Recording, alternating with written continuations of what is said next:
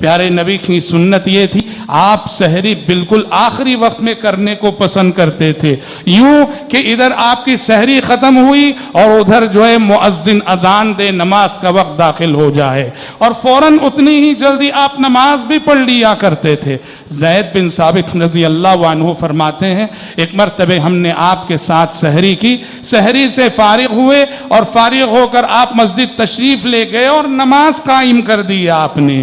زید بن ثابت رضی اللہ عنہ سے پوچھا گیا کہ آپ صلی اللہ علیہ وسلم کی سحری سے فارغ ہونے اور نماز کے شروع ہونے میں کتنا فرق تھا، کتنا وقت تھا، کتنا فاصلہ تھا؟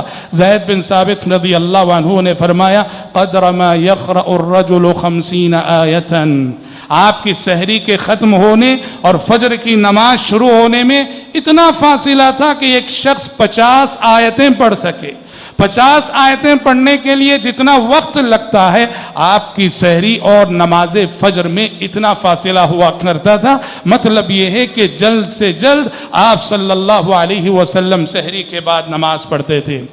آپ صلی اللہ علیہ وسلم کا معمول تھا آپ افطار جلدی کرنے کو پسند کرتے تھے۔ آج کل جس طرح سے احتیاط کے نام پر سورج ڈوب چکا ہے، سورج غروب ہو چکا ہے، احتیاط کے نام پر 4-5 منٹ جو لوگ تاخیر کرتے ہیں، یہ سنت رسول کی خلاف ورزی ہے۔ آپ نے فرمایا یہ امت اس وقت تک خیر اور بھلائی میں رہے گی جب تک افطار کرنے میں جلدی کرے گی، اور افطار کرنے میں جلدی کا مطلب یہ ہے کہ سورج ڈوبتے ہی افطار کر لیا جائے۔ اور آپ کا معمول تھا آپ رطب جو کہ کھجور ہیں، بھیگے کھجور ہیں، تازہ کھجور ہیں، تازہ کھجوروں سے افطار کرنے کو پسند کرتے تھے۔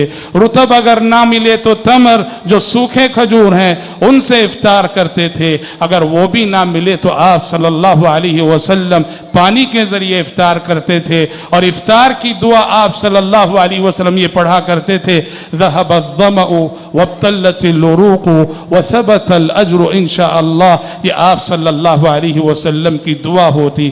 کبھی کبھار ایسا ہوتا کہ بعض صحابہ آپ کو افطار پہ اپنے گھر پہ بلا لیا کرتے تھے۔ ایک مرتبہ سعد بن معاذ رضی اللہ عنہ نے آپ کو افطار کی دعوت دی، آپ ان کے گھر تشریف لے گئے، افطار کیا، اور افطار سے فارغ ہونے کے بعد آپ نے انہیں یہ دعا دی افطر عندکم الصائمون واکل طعامکم الابرار وصلت علیکم الملائکہ۔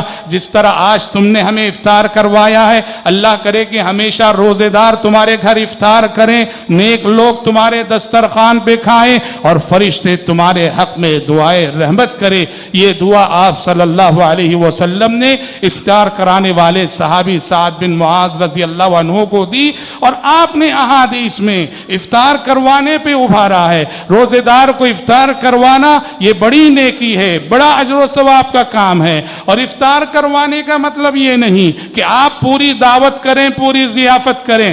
آپ نے کہا کسی روزے دار کو پانی کا ایک گھونٹ آپ کی جانب سے مل جائے، کسی روزے دار کو دودھ کا ایک گھونٹ آپ کی جانب سے مل جائے، کسی روزے دار کو ایک کھجور آپ کی جانب سے کھانے کے لیے مل جائے، یہ افطار کرانا ہوا، اور افطار کرانے کے اجر و ثواب سے انسان نوازا جائے گا۔